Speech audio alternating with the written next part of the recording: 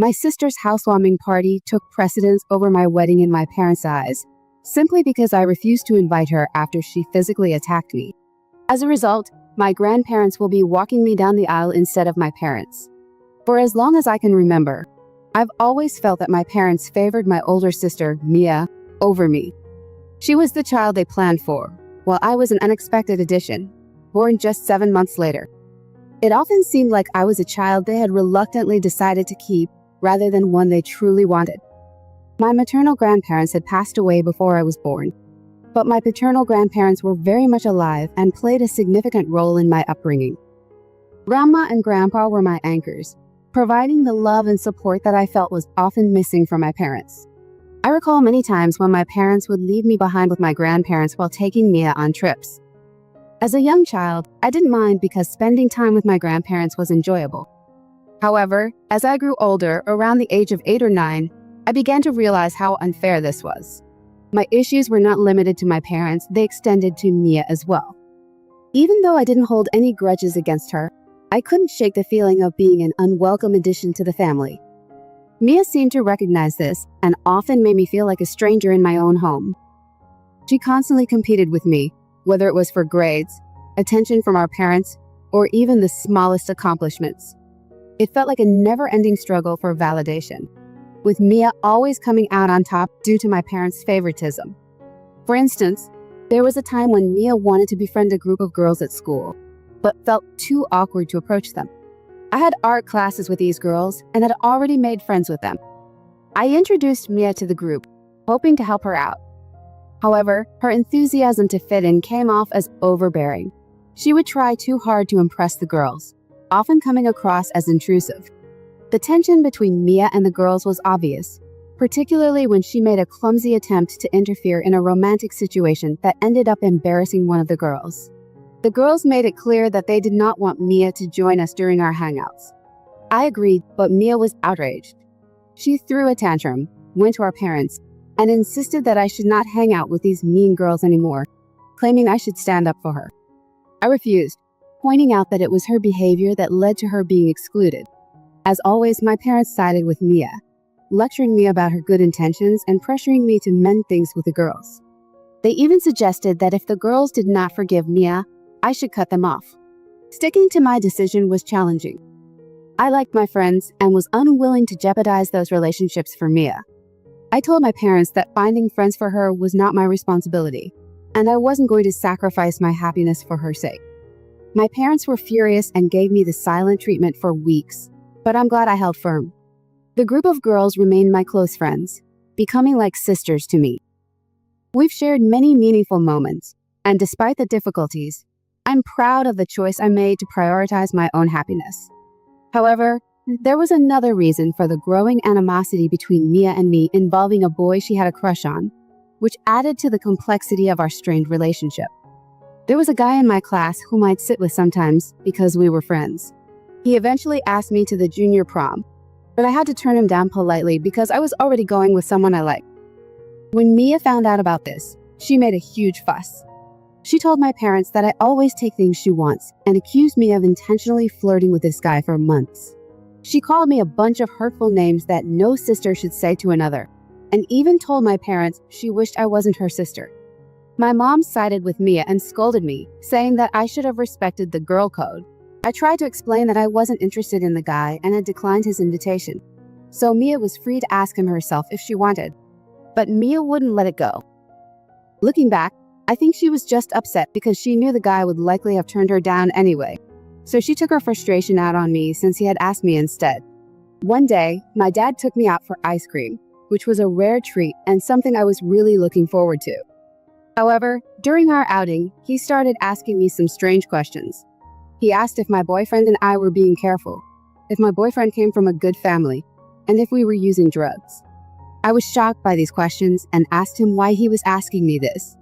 That's when my dad revealed that Mia had been telling them that I was doing drugs and drinking alcohol with my boyfriend. This was a complete lie. I showed my dad my phone to prove that Mia was making things up.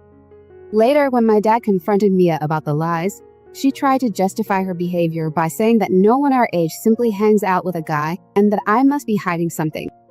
I was furious and yelled at her, telling her it wasn't my fault she didn't have anyone to date and that she needed to stay out of my business. Mia didn't handle this well. Out of nowhere, she punched me. It was the first time she had ever been physically violent. My nose started bleeding and I fell to the ground in pain. My parents rushed me to the emergency room, pleading with me not to file a police report against Mia.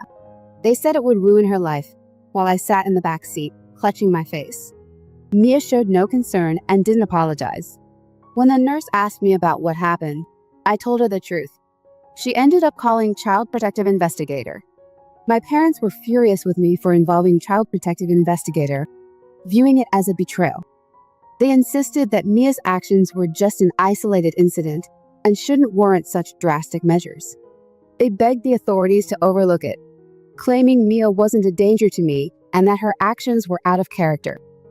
In the end, Mia was not taken away, but Child Protective Investigator warned my parents that they would keep an eye on our situation.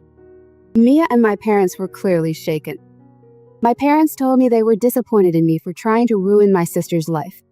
My mom cried and accused me of tearing the family apart by involving outsiders. My dad's disappointment was evident as he questioned why I escalated the situation. I stood firm, telling them that I wanted Mia out of my life. They eventually agreed, though I felt guilty for involving the authorities. For the first time, I felt safer in my own home once Mia had been formally warned.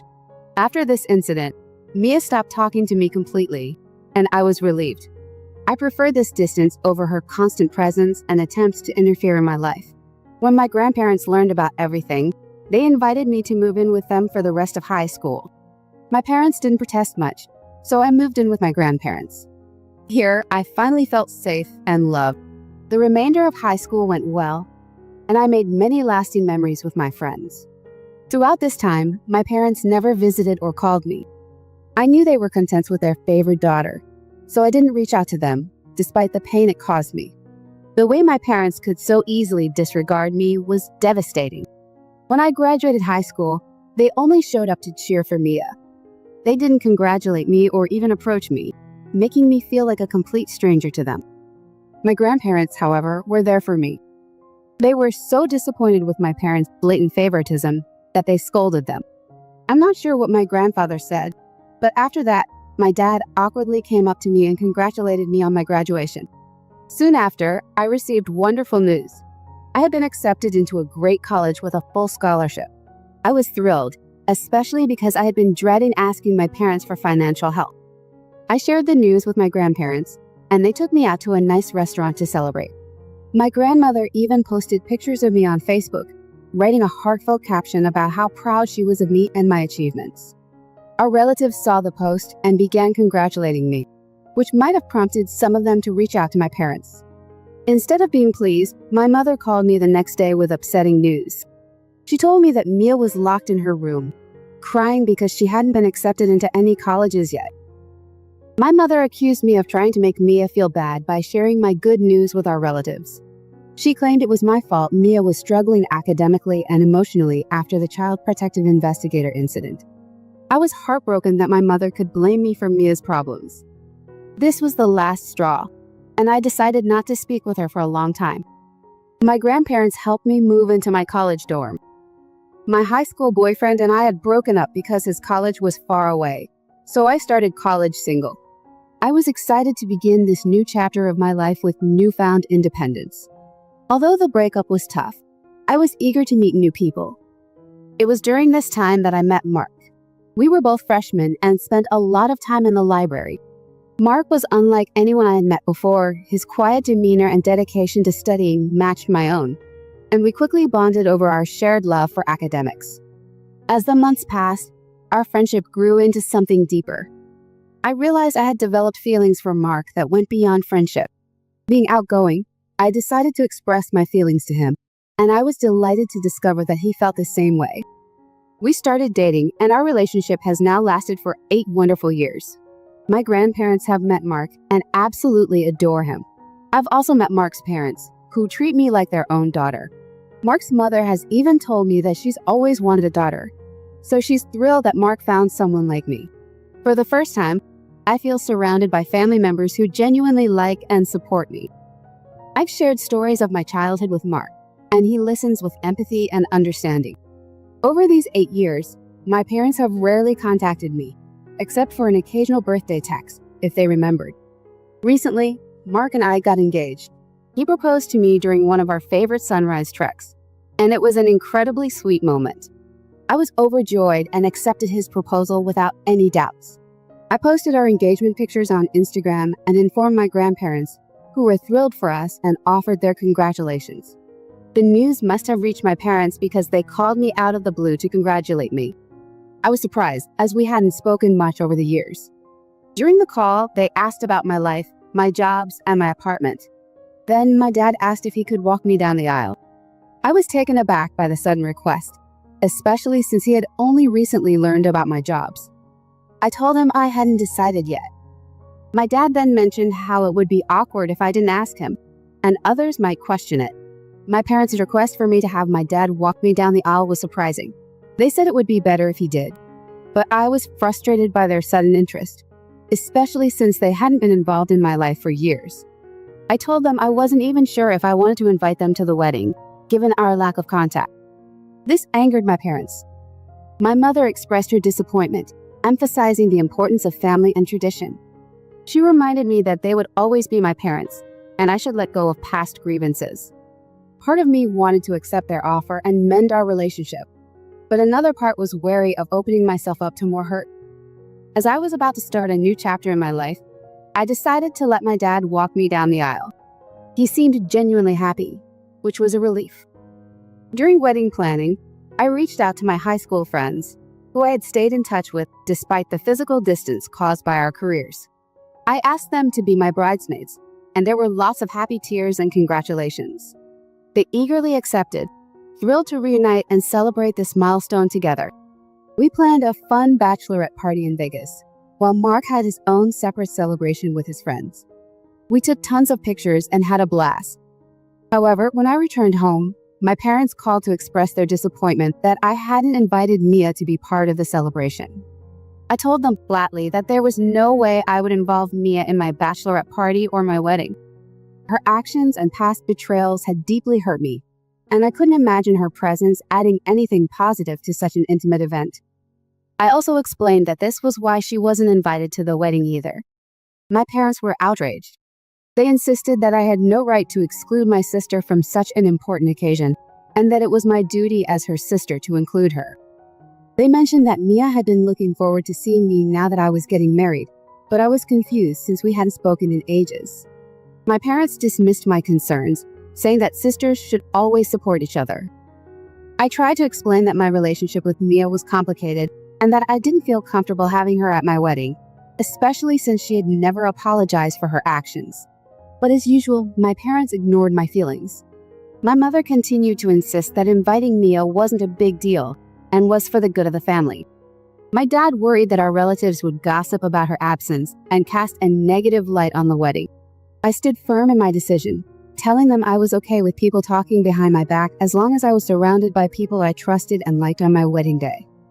My mother then questioned whether Mark and my in-laws would be okay with this and warned that they might judge me for excluding my sister. I laughed and reassured my parents that Mark and his family were well aware of my family dynamics and wouldn't care about Mia's presence or absence.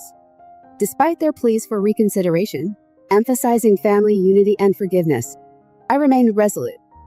I wasn't willing to compromise my own peace of mind for the sake of pleasing others. We ended the conversation with a mutual agreement to disagree. My parents said they needed time to think things over. Feeling a bit guilty for standing up to them, I informed my grandparents about the situation. They completely supported my decision and reassured me. My grandparents told me they understood my position and were proud of how I handled the situation. I had been feeling a bit better about my decision to not invite Mia and not let my parents guilt trip me. With the wedding coming up fast, I was focused on planning and preparing for the big day. Then, last week, my dad called with some surprising news. He said he and my mom had decided they would not be attending my wedding. Before I could react, he added that this also meant he wouldn't be walking me down the aisle. When I asked him why, he explained that Mia was moving to a new place, and since I had chosen not to invite her to the wedding, my parents had decided to attend her housewarming party instead. I was stunned and hurt. The fact that Mia's housewarming took precedence over my wedding was incredibly painful and felt like a betrayal. I managed to keep my composure and told my dad I understood before ending the call. Although I tried to stay strong in front of my dad, I felt deeply rejected. When I told Mark about the call, he was furious. He couldn't believe how insensitive my parents were being, especially after insisting on being invited. Mark suggested I ask my grandparents to walk me down the aisle instead. He reminded me how much they had been there for me, more than my own parents had. I took Mark's advice and reached out to my grandparents. As I asked them if they would be willing to walk me down the aisle, I could barely hold back tears. I told them how much they meant to me, saying, "You and Grandpa have always been there for me. You've been more like parents than just grandparents. I can't imagine anyone else I'd rather have by my side on my wedding day." Without hesitation, my grandparents agreed. They were honored and excited to take part in my special day. Their reassurance filled me with a sense of peace and comfort. I knew I had a family who loved me unconditionally and accepted me for who I was. I also spoke to Mark's parents, who assured me that they didn't mind if my parents didn't come and were thrilled to support us regardless. My wedding is in 3 days. This morning, I woke up to several missed calls from my dad. When I called him back, he asked if it was true that my grandparents would be walking me down the aisle. I confirmed that it was. He then launched into a tirade about how disrespectful it was for me to have asked my grandparents.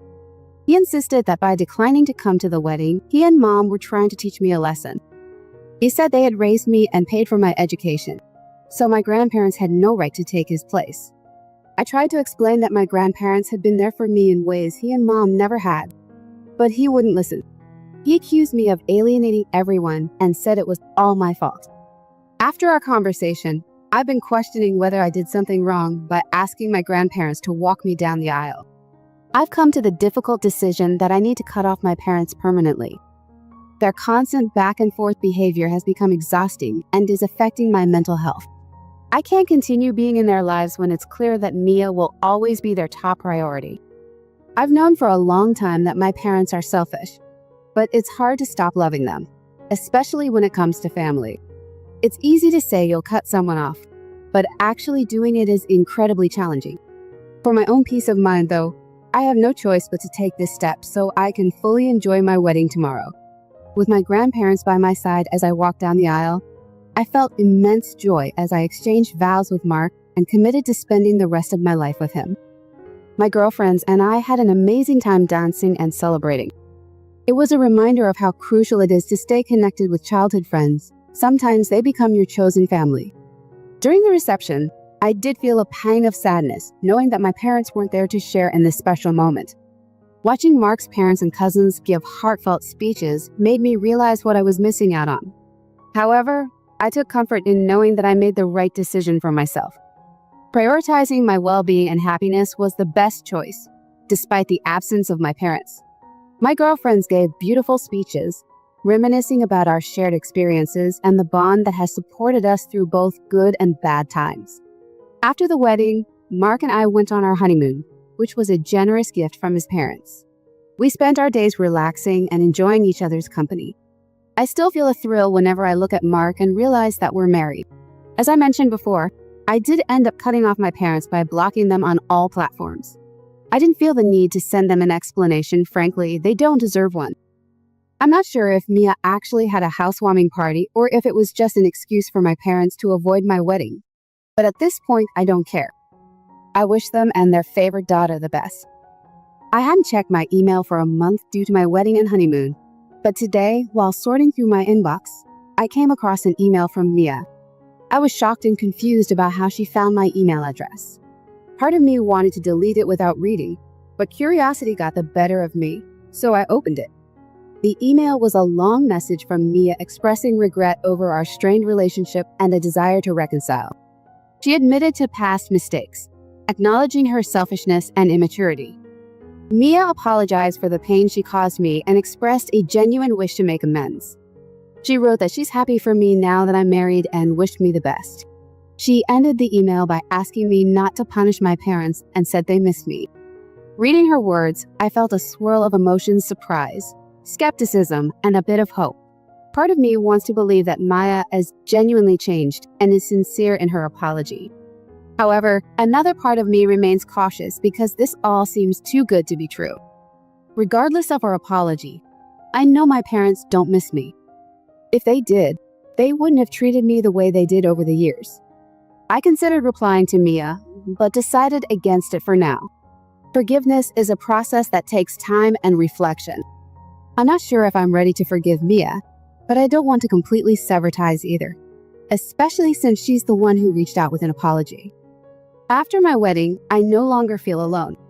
I have Mark, my supportive friends, and the unwavering love of my grandparents. With their support, I feel confident I can face any future challenges without needing Mia or my parents in my life. I've also found a good therapist and scheduled my first appointment. This step will help me address and heal from any past wounds.